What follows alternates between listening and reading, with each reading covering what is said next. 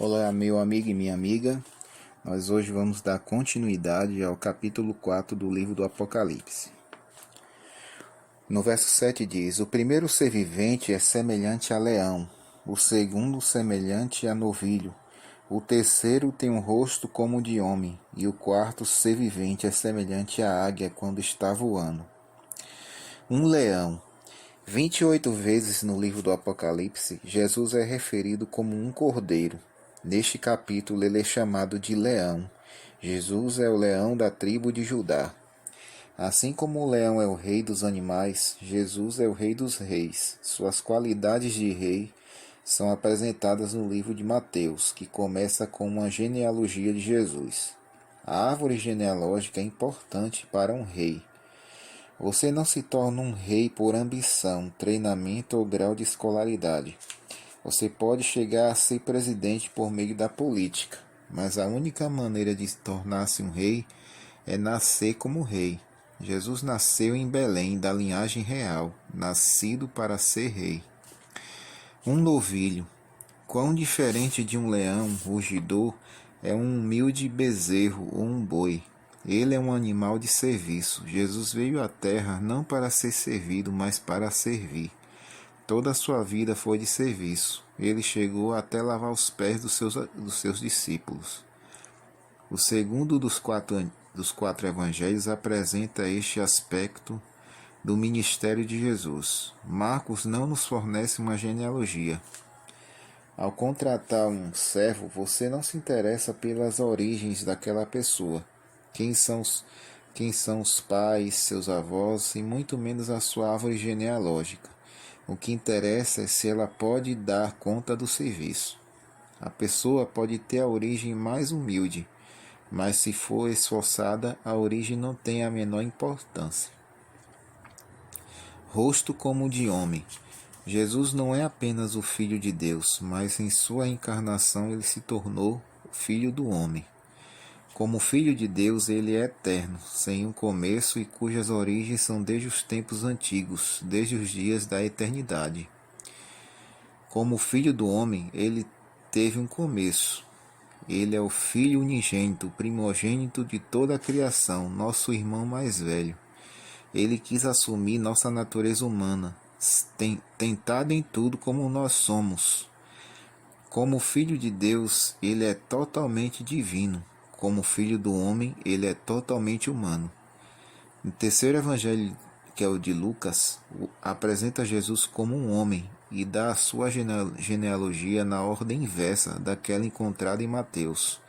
Seres humanos precisam de uma árvore genealógica. Lucas começa com Jesus e vai de volta até Adão, mas não para ali. Lucas 3,38 diz: E Cainã de Enos, Enos de Sete, Sete de Adão e Adão de Deus. A passagem não diz que Adão era filho de um girino ou filho de uma ameba, ou filho de um macaco. Ele era o filho de Deus. Jesus é uma parte de nossa árvore genealógica. Uma águia voando.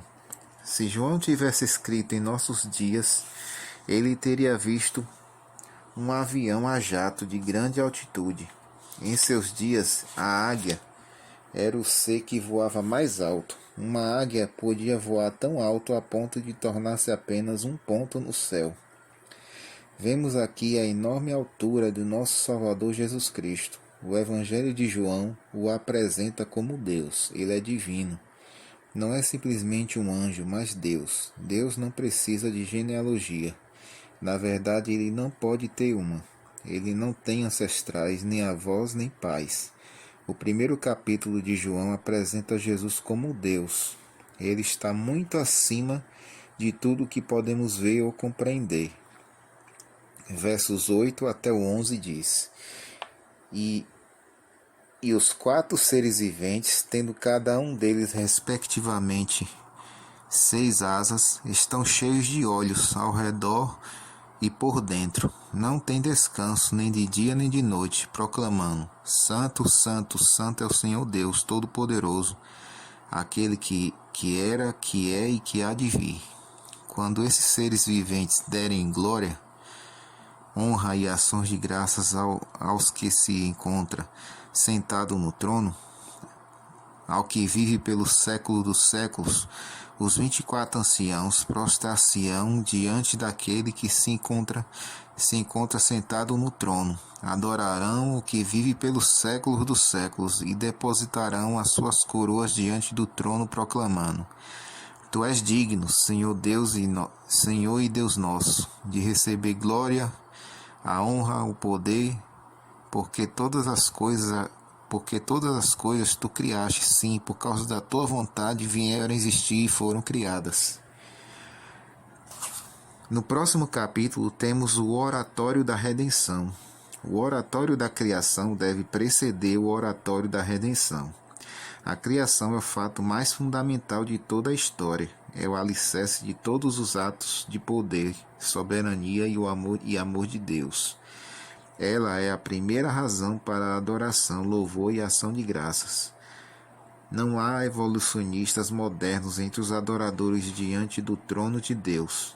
Embora muitos na terra estejam conferindo a glória da criação ao acaso ou à lei natural, ao redor do trono do Deus do céu, a glória da criação é dada ao Criador de todas as coisas. Digno é, Senhor. Os anjos do céu nunca cessam de louvar a Deus, dia e noite. Jesus é a figura central da sua adoração.